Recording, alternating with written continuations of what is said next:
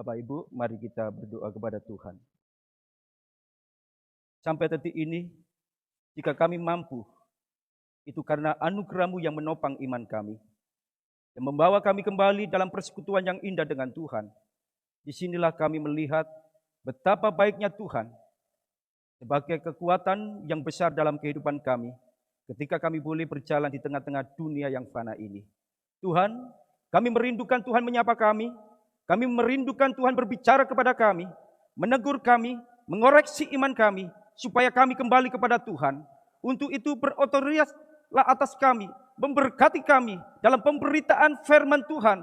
Engkau berbicara di tengah-tengah umat-Mu, dan pakailah hamba-Mu yang tidak berdaya ini, yang penuh dengan dosa, kiranya Tuhan Engkau layakkan. Dan kami siap belajar bersama-sama untuk mengenal Tuhan secara pribadi. Ini doa kami, di dalam nama Tuhan Yesus, kami sudah berdoa dan mengucap syukur. Haleluya. Amin. Shalom. Sekali lagi, shalom. Saudara-saudara yang dikasihi Tuhan, pada pagi hari ini kita akan belajar bersama-sama tentang iman yang diuji. Cara tentang iman yang diuji, bahwa iman itu hanya di dalam Yesus. Kendati pun ada kepercayaan yang lain atau agama yang lain mengklaim diri mereka sebagai orang yang beriman, itu bukan iman. Karena iman yang sesungguhnya adalah pengharapan kepada Kristus, tidak ada yang lain. Maka hal ini perlu kita pahami bersama-sama.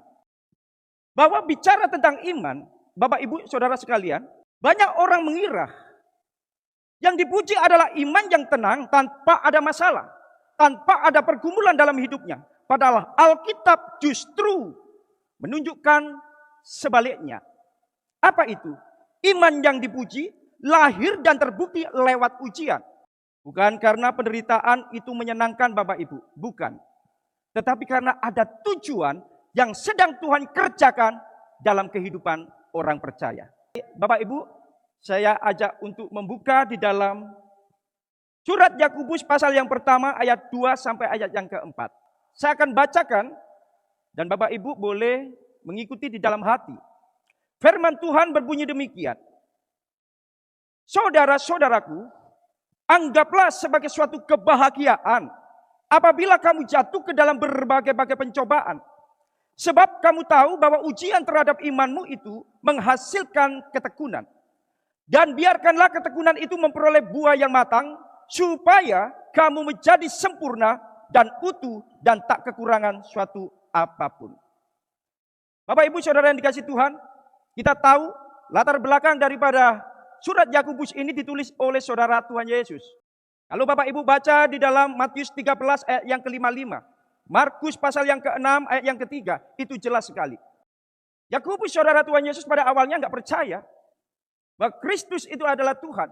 Tetapi pada akhirnya dia beriman kepada Kristus. Dan dia menjadi seorang pemimpin gereja di Yerusalem. Kalau kita baca dalam Kisah Rasul pasal yang ke-15. Saudara-saudara yang dikasihi Tuhan. Surat ini ditujukan kepada orang-orang Kristen yang berlatar belakang Yahudi. Dan mereka tinggal di luar Palestina. Mereka tinggal di luar Palestina sebagai kaum yang sangat minoritas. Jadi mereka diaspora, baik ke Asia Kecil, ke Syria, dan lain sebagainya. Mereka menyebar dalam keadaan iman yang baru. Tentunya hal ini tidak mudah untuk mempertahankan iman mereka. Karena mereka berlatar belakang dari Yahudi. Seperti apakah situasi daripada orang-orang percaya yang diaspora ini? 12 suku Israel yang percaya kepada Kristus ini. Yang berada di luar Palestina itu. Kondisinya nggak baik-baik Bapak Ibu. Nggak baik-baik. Kalau di dalam ayat yang kedua, di situ dijelaskan berbagai-bagai pencobaan.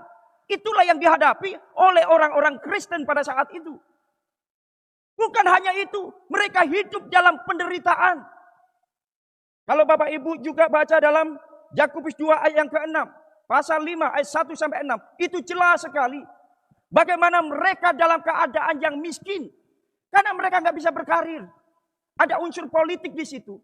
Mereka dijadikan sebagai warga negara kelas 2. Mereka nggak bisa membangun usaha. Mereka harus bekerja sebagai budak di orang-orang yang kaya. Kendati pun ada orang Kristen yang kaya juga, tetapi nggak banyak Bapak Ibu. Nah, di luar mereka menghadapi tekanan, di internal orang Kristen pun terjadi masalah juga. Jadi kalau saudara baca di dalam pasal 4 ayat 1, di situ ada pertengkaran di dalam. Dan tidak berhenti di situ. Orang-orang Kristen yang mendapatkan surat dari Yakobus ini Bapak Ibu. Mereka ini sok merasa selamat, tetapi tidak menunjukkan bukti keselamatan itu. Makanya di sini ditulis oleh Yakobus di pasal yang kedua itu, iman tanpa perbuatan itu mati. Dan ini tidak ada pertentangan apa yang dikatakan oleh Rasul Paulus. Kalau Rasul Paulus katakan bahwa keselamatan itu anugerah Tuhan, konteksnya itu beda.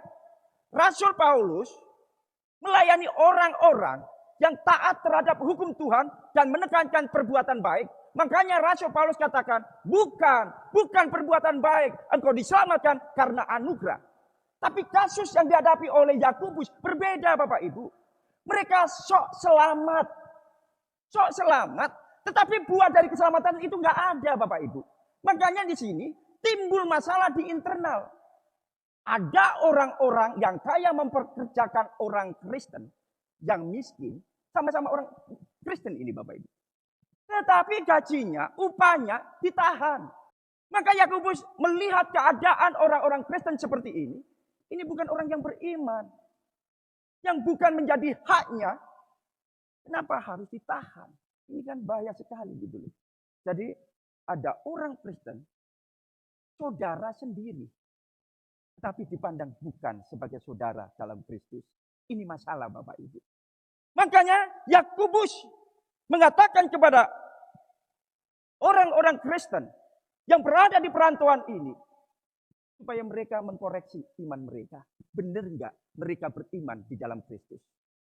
Dan sekaligus Yakobus di sini menguatkan orang-orang percaya yang minoritas itu, mereka yang menghadapi tekanan secara sosial. Mereka nggak bisa berbuat apa-apa Bapak Ibu. Dan mereka terkenal dengan orang yang miskin. Jadi kalau ditanya orang Kristen pasti miskin. Karena mereka harus meninggalkan semua kekayaan mereka demi Kristus. Mereka berhamburan. Pergi ke negara yang lain demi imannya. Di Yerusalem mereka ditindas. Di luar Yerusalem pun mereka ditindas. Bapak Ibu saudara-saudara yang dikasih Tuhan. Apa yang kita dapatkan dari teks yang kita baca ini. Bisa next. Yang pertama. Ujian iman merupakan alat dalam kedaulatan Allah. Apakah Allah tinggal diam? Tidak. Apakah Allah membisu dengan keadaan umatnya yang diperlakukan seperti itu? Tidak. Ada orang-orang yang sudah mulai goyah imannya. Ada orang-orang yang sudah mulai sedikit demi sedikit meninggalkan imannya. Tapi di sini, kembali melalui surat Yakobus, Tuhan mengingatkan orang percaya, supaya mereka benar-benar berakal di dalam Kristus. Saudara, kalau kita membaca di dalam ayat yang kedua, di situ jelas sekali dikatakan apabila kamu jatuh ke dalam berbagai-bagai pencobaan.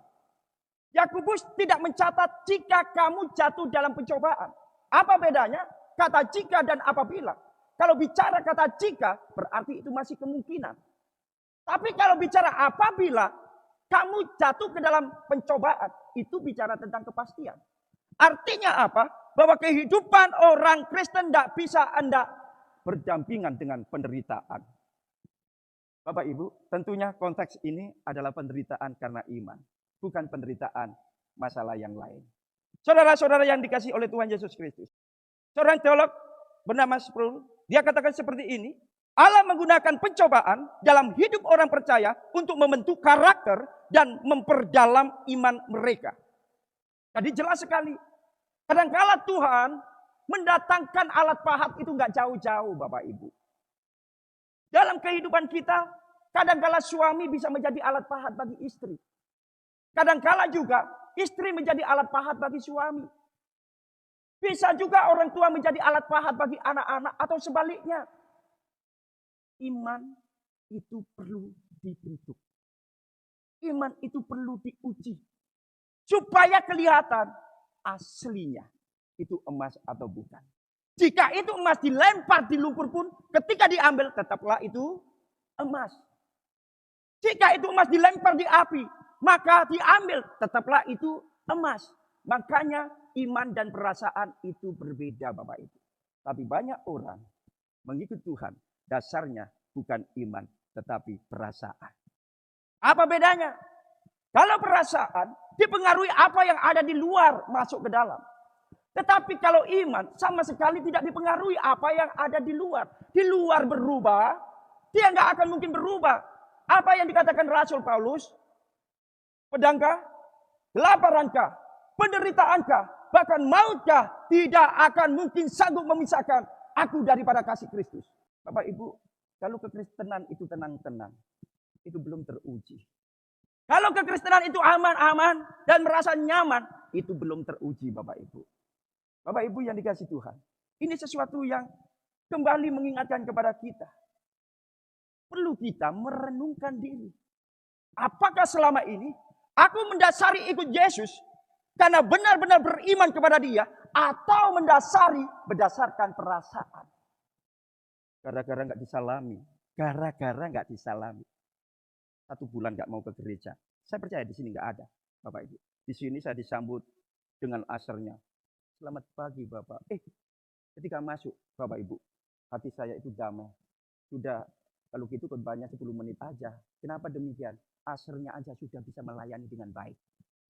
Tapi coba kalau asarnya muka pergumulan, senyum susah, mata pun nggak fokus pada orang yang sudah sodorkan tangan.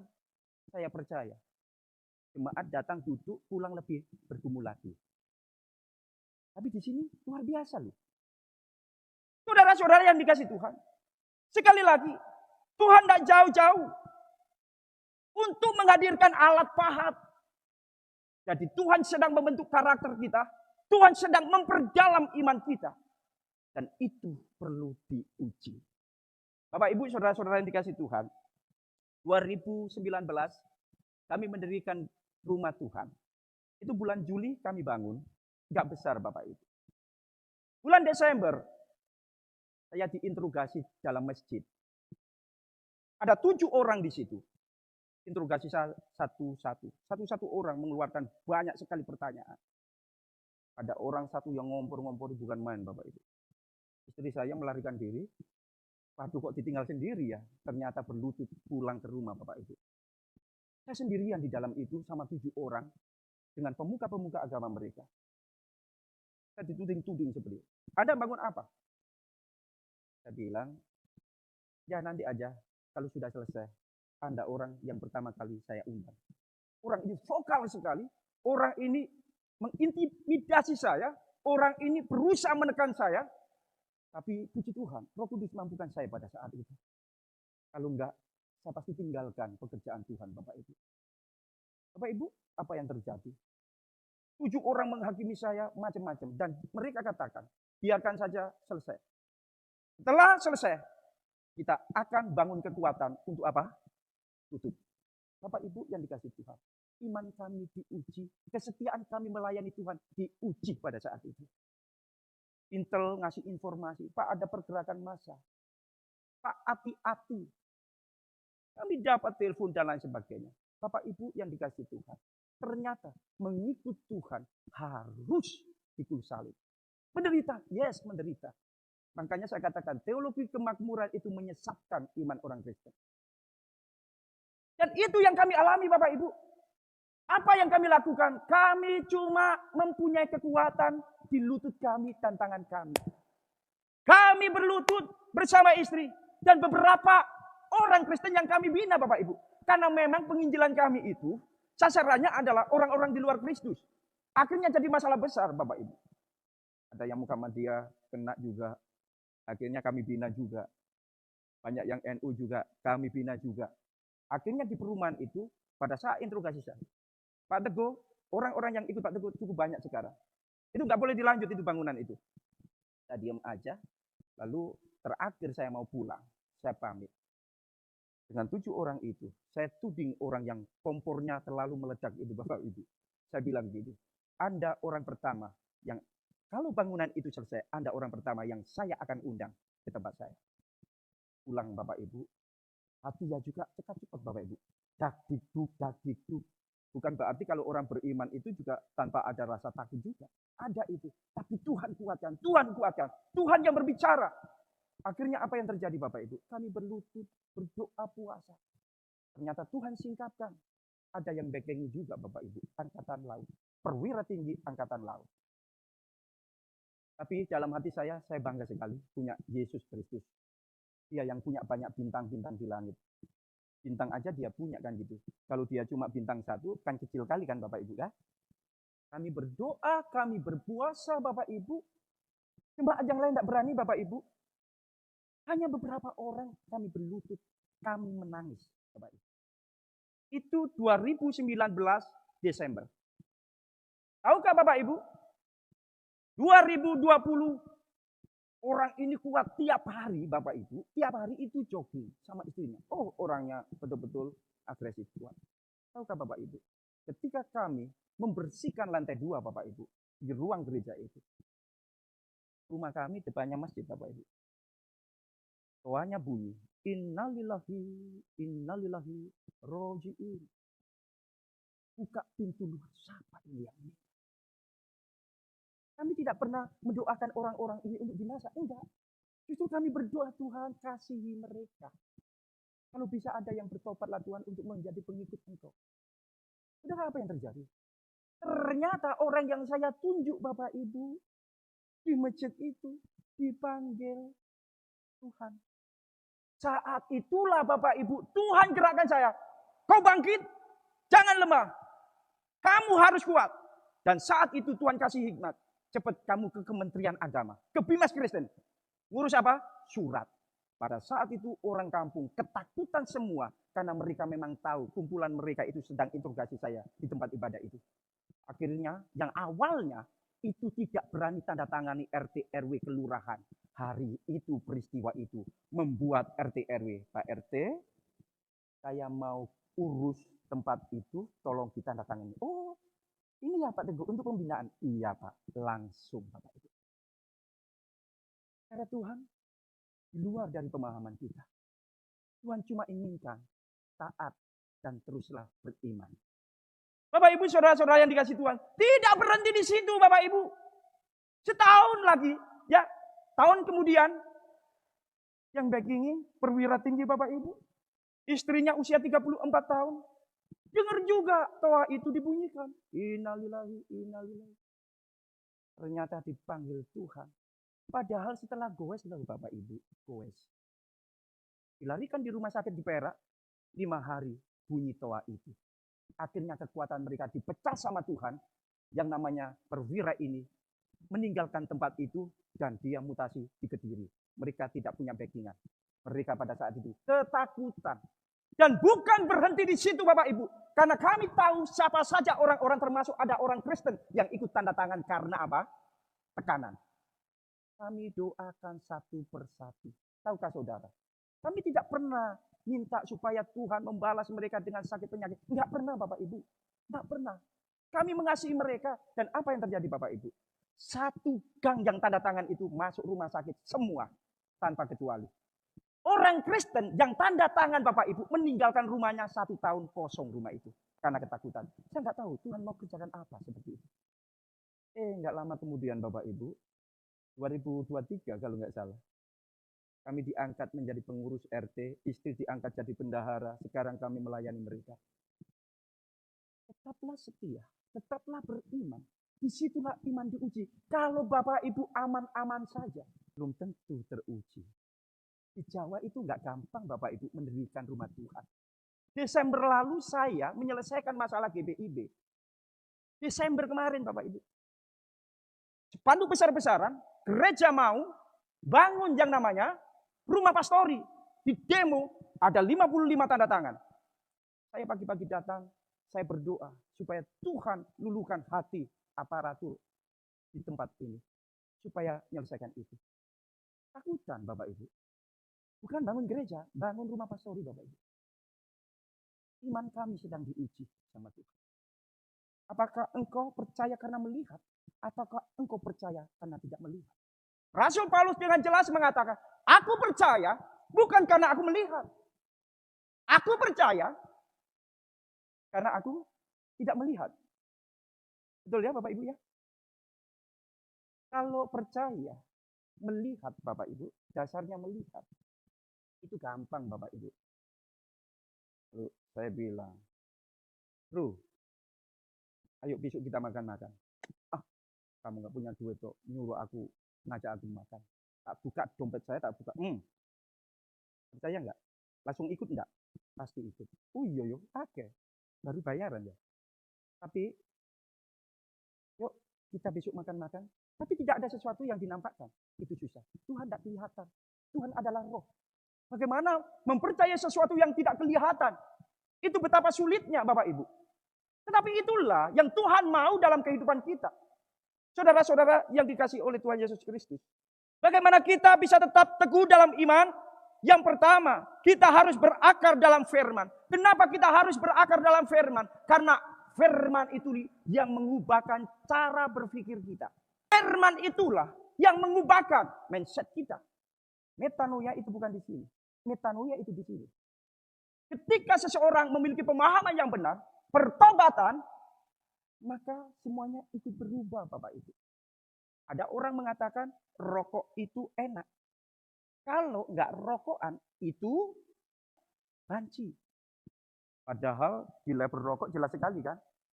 Peringatan dari pemerintah. Betul ya? Merokok menyebabkan impoten. Siapa yang banci? Yang merokok atau yang nggak merokok?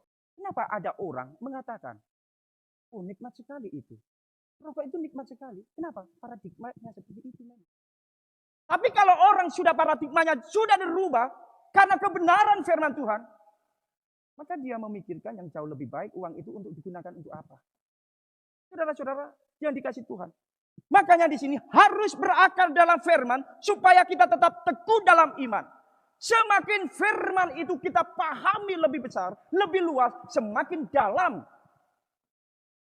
kita memiliki iman kepada Kristus.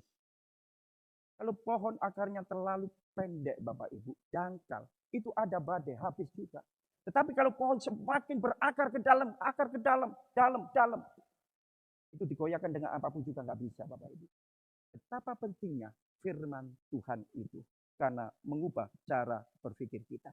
Yang kedua, bagaimana kita bisa tetap teguh dalam iman, hidup dalam doa. Doa bicara tentang relasi dengan Tuhan. Tuhan berikan sebuah analogi, perumpamaan di dalam Yohanes pasal yang ke-15. Jika ranting itu tidak melekat pada pokok anggur, maka ranting itu tidak akan bisa berbuat apa-apa. Tidak bisa menghasilkan buah. Tetapi jika ranting itu melekat pada pokok anggur, maka ranting itu akan berbuah. Bapak Ibu yang dikasih Tuhan, betapa pentingnya berdoa.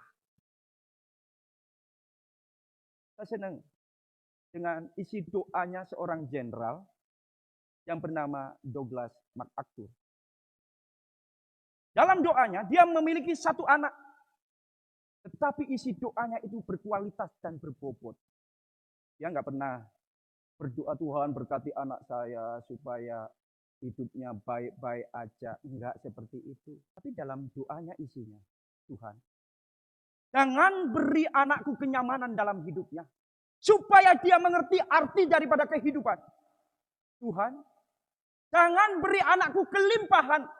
Supaya anakku belajar tentang mengerti kehidupan orang lain. Tuhan, kasih anakku tekanan. Supaya dia menjadi orang yang kuat. Tuhan, berikan anakku penderitaan. Supaya ketika dia berhasil tidak menjadi congkak dan sombong. Ini doa yang bermutu Bapak Ibu. Doa yang berkualitas. Pernah nggak kita mendoakan keadaan rohani kita? Atau yang kita doakan sebatas usaha kita, bisnis kita, Bapak Ibu terlalu dangkal kita. Hanya untuk kepentingan diri sendiri. Pernahkah kita berdoa untuk diri? Tuhan, aku ini bukan orang yang sabar. Aku minta Tuhan, tolonglah Tuhan. Supaya menjadi orang yang sabar. Menghadapi istri. Nama-nama jiwa-jiwa yang belum mengenal Kristus. Bapak Ibu yang dikasih Tuhan. Ini doa orang beriman, itu doanya seperti itu. Yang didoakan adalah jiwa-jiwa orang yang belum mengenal Kristus. Bukan doa yang egois, bukan Bapak Ibu. Orang yang terbentuk imannya, orang itu menjadi orang yang kuat. Dengan penderitaan, dengan kesulitan yang ada, dia menjadi orang yang kuat, tidak takut dengan masa depan. Karena dia pahami bahwa Allah yang merancang hidupku, Allah tahu hari esok itu. Bapak Ibu yang dikasih Tuhan, ada bapak-bapak yang datang kepada saya. Dia suka tinggal di gardu. Tahu gardu Bapak Ibu? Tahu ya? Pos kamling. Dia lebih senang melayan malam dengan main catur, dengan main remi, kartu. Tidak suka tinggal di rumah. Ketika ditanya, Pak, kenapa Bapak kok suka selalu malam itu ada di sini? Padahal ini bukan jadwal Bapak. Pak, saya lebih damai sejahtera, Pak. Tinggal di pos kampling daripada tinggal di rumah. Loh, kok bisa, Pak? Istriku, Pak, aku sekali bicara, sekali berucap, dia sudah kecap. Itu di Surabaya, Bapak Ibu. Di sini saya percaya semua baik-baik perempuannya. Amin. Bapak Ibu, kadangkala Tuhan murnikan iman kita dengan orang-orang di sekeliling kita. Tuhan bawa orang-orang itu yang menjengkelkan itu hadir dalam hidup kita. Saya punya tips Bapak Ibu, suami istri.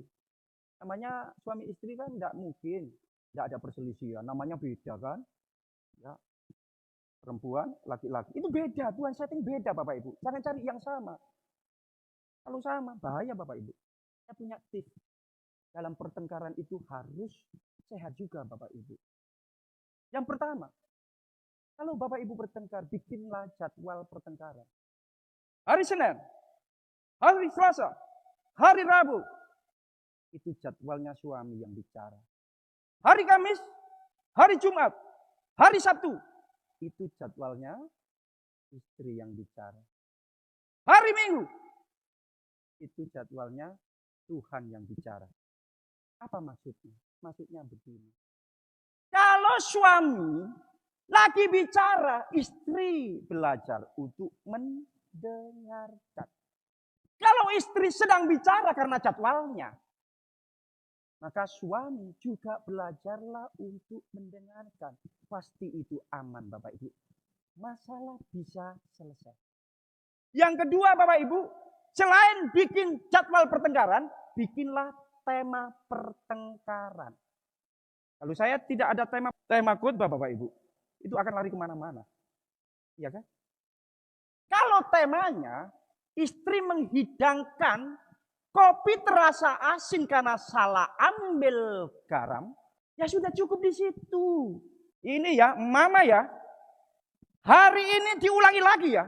Dulu, apalagi dulunya dulu, mama lakukan yang dulu-dulu diungkit-ungkit. Sampai mantan-mantannya semua diungkit.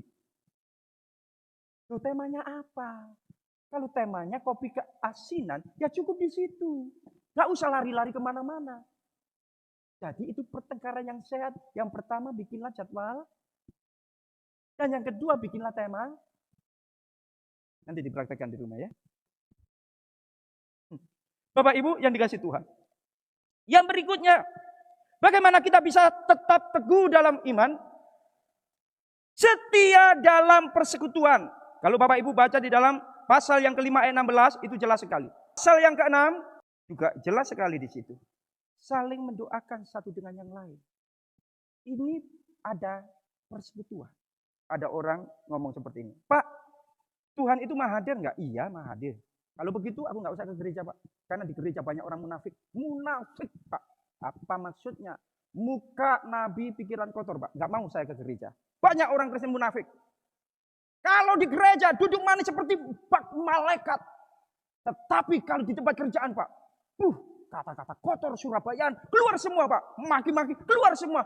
Memang kalau di gereja kelihatan seperti malaikat bersayap Pak. Tapi saya nggak punya sayap. Ketika dia sampaikan seperti itu. Memang Tuhan tahu. Tuhan maha hadir. Dimanapun engkau berdoa. Tuhan juga ada di situ. Tapi betapa pentingnya persekutuan itu. Kalau engkau sakit. Rohani pun sakit. Bagaimana kamu bisa dikuatkan kalau nggak hidup dalam persekutuan itu? Betapa pentingnya persekutuan itu. Lidi yang berdiri sendiri mudah untuk dipatahkan. Tetapi kalau lidi dikumpulkan, satu ikat, siapa yang sanggup mematahkan? Tidak akan mungkin Bapak Ibu. Makanya betapa pentingnya persekutuan orang-orang percaya. Nah yang ketiga, sikap hati dalam menghadapi ujian. Yang pertama adalah bersukacita. Di sini dikatakan, Bapak Ibu, anggaplah sebagai suatu kebahagiaan. Kata kebahagiaan ini memiliki pengertian, yaitu sukacita penuh. Sebenarnya sukacita dengan bahagia itu beda Bapak Ibu. Sukacita itu sifatnya permanen. Itu dikerjakan oleh Roh Kudus.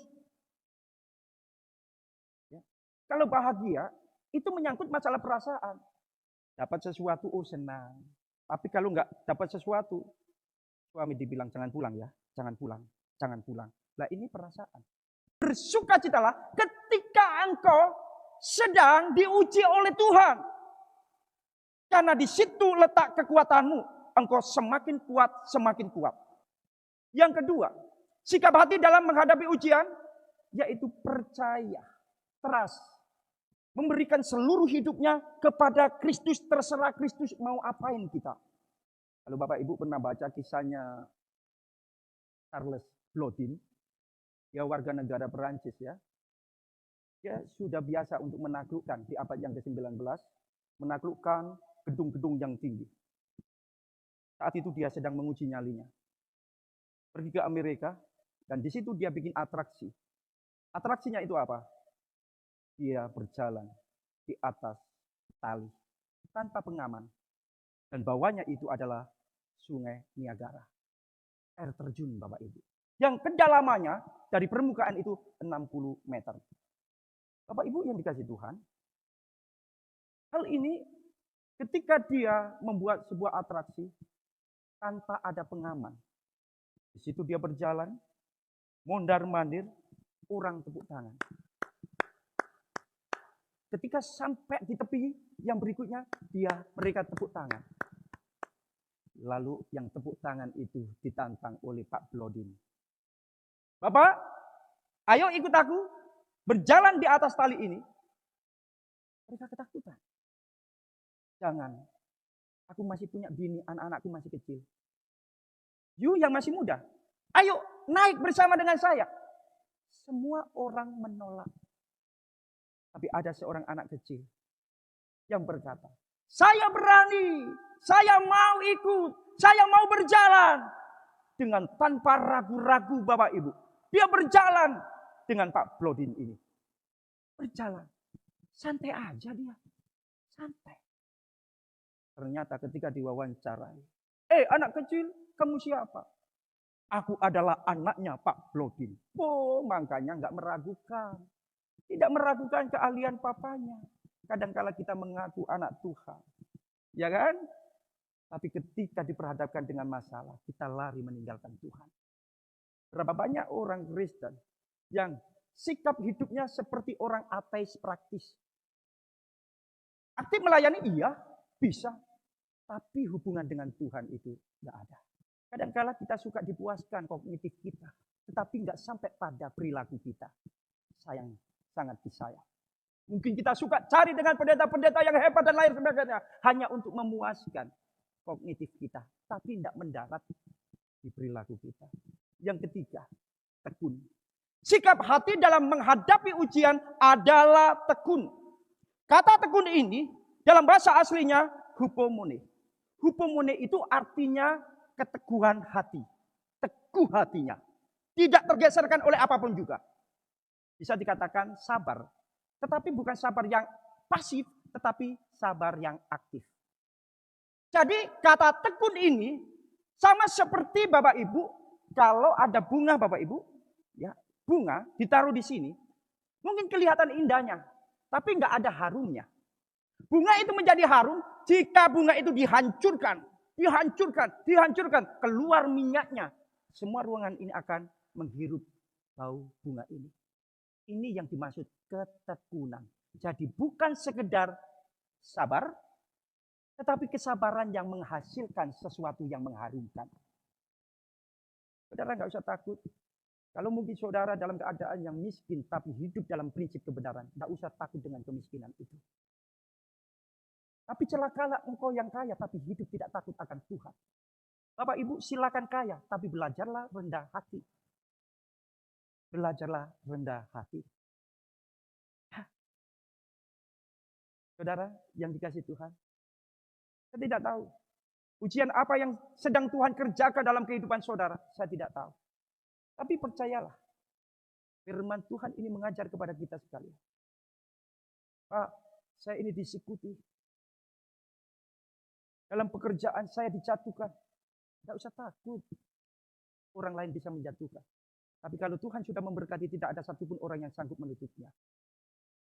Saudara, belajarlah pada lidah dan gigi. Semua punya lidah? Lidah itu lembut. Gigi itu keras, Bapak Ibu. Gigi ini keras. Kadangkala kita makan tahu aja, yang tergigit adalah lidah kita. Lidah itu sering dianiaya sama gigi yang keras. Tapi lidah tidak pernah membalas. Justru lidah membantu dan menolong gigi yang keselilitan. Tahu keselilitan? You know? Iya kan? Ketika keselilitan, lidah yang luarkan barang yang gak enak itu supaya keluar dari gigi. Lidah selalu mengalah. Lembut. Tidak pernah membalas sifat yang keras.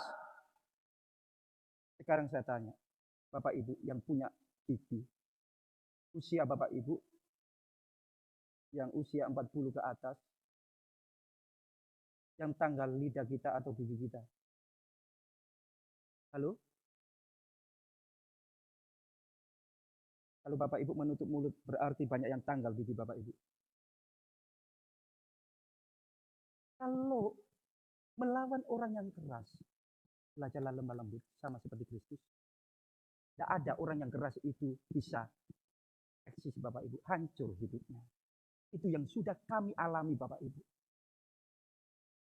Dan sekarang ini Bapak Ibu kami pindah, gereja kami pindah. Di ruko 3 tahun Bapak Ibu, satu ruko itu digunakan 3-4 gereja. Kami harus otong-otong alat musik, sound system rusak semua Bapak Ibu 3 tahun. Tuhan bilang sabar ya, kamu sedang berjalan di padang gurun. Susah sekali Bapak Ibu di Surabaya. Akhirnya kami mendoakan gedung Bapak Ibu. Gedung kosong di Surabaya Bapak Ibu. Ternyata saya tanya security, ini dijual Pak. Harganya 100 miliar. Duit dari mana Bapak Ibu? Persembahan hanya cukup untuk bemo mahasiswa. Kami orang-orang pemula semua. Dari latar belakang orang-orang muslim. Tapi luar biasanya dalam doa kami bersama dengan istri. Tuhan, banyak gedung-gedung di Surabaya ini yang kosong. Aku minta satu aja loh Tuhan. Satu. Untuk membina umatmu. Satu aja Tuhan. 3 tahun Bapak Ibu. Tuhan jawab. Ada seorang perwira angkatan laut. Telepon saya. Saya akhirnya connect dengan masa lalu Bapak Ibu. Dulu kami dibubarin, yang backingnya adalah perwira angkatan laut. Sekarang datang perwira angkatan laut. Akhirnya kami disuruh pakai gereja yang baru diresmikan 1 tahun tapi kosong Bapak Ibu. Apa yang terjadi Bapak Ibu? Pak Pendeta kita MOU. Bapak boleh tempati gedung itu. Tapi Bapak harus membina kami. Jadi sekarang kami membina perwira-perwira tinggi di Angkatan Laut Perak dan juga Marinir. Jadi kami berada gereja kami di posisi kompleksnya marinir. Berdiri pada iman yang benar. Iman itu terus diuji. Sampai kita menutup mata. Sebagai kesimpulan Bapak Ibu. Iman yang sejati tidak terlihat saat semuanya mudah. Tetapi saat tetap percaya di tengah yang tidak masuk akal. Saudara, saya tidak tahu apa yang saudara hadapi hari ini. Tapi percayalah. Bahwa ujian iman itu melekat dalam kehidupan orang percaya. Percayalah, Tuhan tidak pernah meninggalkan kita. Tuhan bersama-sama dengan kita. Ada satu pujian yang bagus. Saya undang untuk istri saya maju ke depan, pemain musik. Kita naikkan pujian ini bersama-sama Bapak Ibu.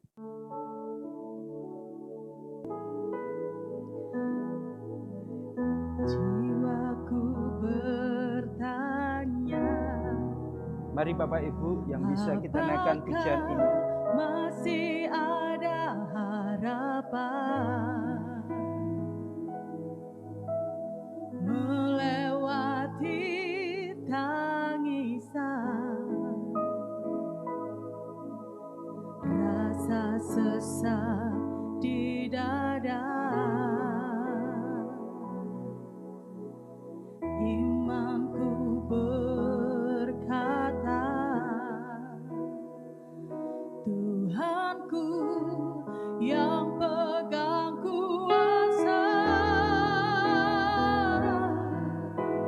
Dia selalu bekerja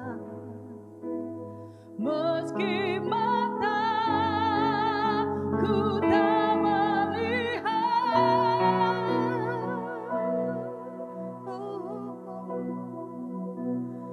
Walaupun gunung itu tak berpindah, tetap percaya Kau yang punya kuasa.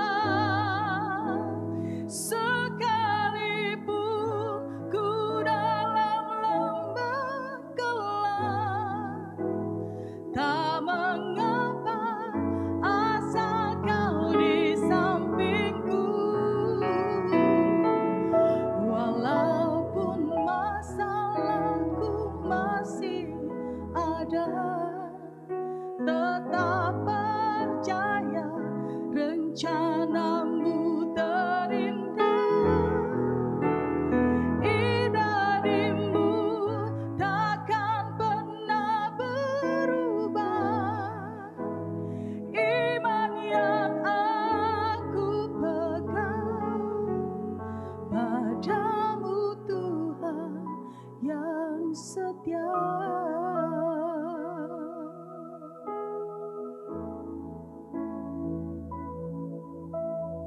Imanku berkata. Saya undang Bapak Ibu bangkit berdiri. Kita naikkan pujian ini. Yang pegang kuasa,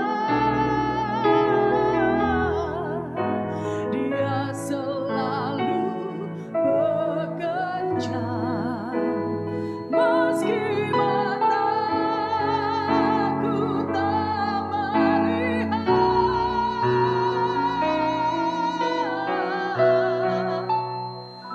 Walaupun gunung itu tak berpindah, tetap percaya Kau yang punya kuasa.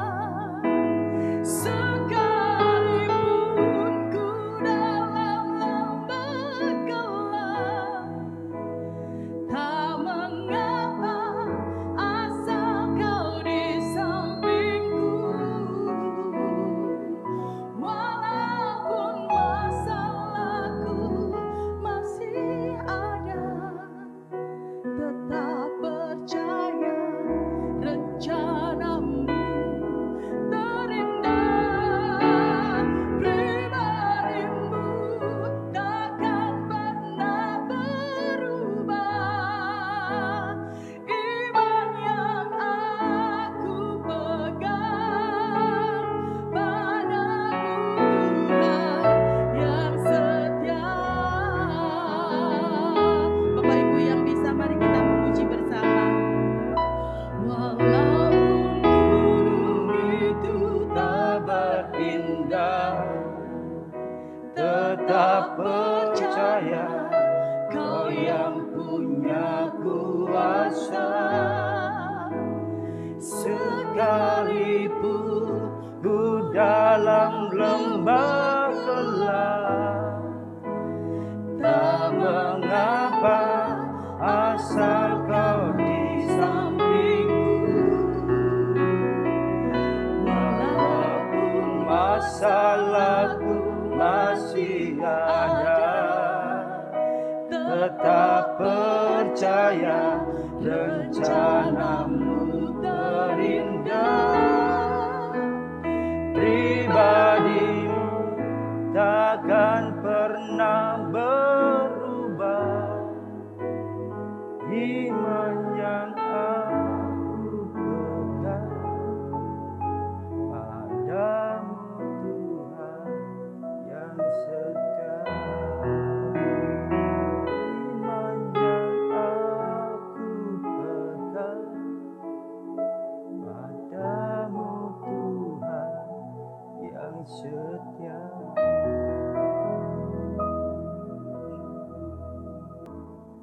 Kadangkala Engkau memimpin hidup kami di padang gurun. Sama sekali kami tidak mengharapkan tempat itu Tuhan. Tapi itulah yang Tuhan mau atas hidup kami. Kadangkala kami melewati lembah yang kelam. Terkadang kami berjalan sendiri. Tidak ada satupun orang yang sanggup memahami kondisi kami. Tapi kami percaya, kami berada di tempat lembah yang kelam pun Engkau ada di sana. Itu yang menjadi penghiburan dalam kehidupan kami. Tuhan, dunia berubah dengan segala keadaan dan kondisi yang ada. Tetapi iman yang Engkau tanamkan dalam diri kami tidak mengubahkan kami untuk beranjak dan beralih kepada dunia ini. Biarlah kami tetap melihat salib Kristus menjadi pengharapan yang besar dan kekuatan yang besar dalam diri kami untuk tetap kami percaya kepada Tuhan. Kendati pun kami harus melewati kesulitan dan penderitaan. Tangan-Mu yang berdaulat memegang seluruh kehidupan kami. Hamba sudah selesai menyampaikan berita firman Tuhan. Biarlah Roh Kudus-Mu menerjemahkan dalam setiap kami kebenaran firman-Mu, sehingga kami mengiring Tuhan dengan setia. Ini doa kami. Di dalam nama Tuhan Yesus, kami sudah berdoa dan mengucap syukur. Haleluya. Amin. Silakan duduk Bapak Ibu.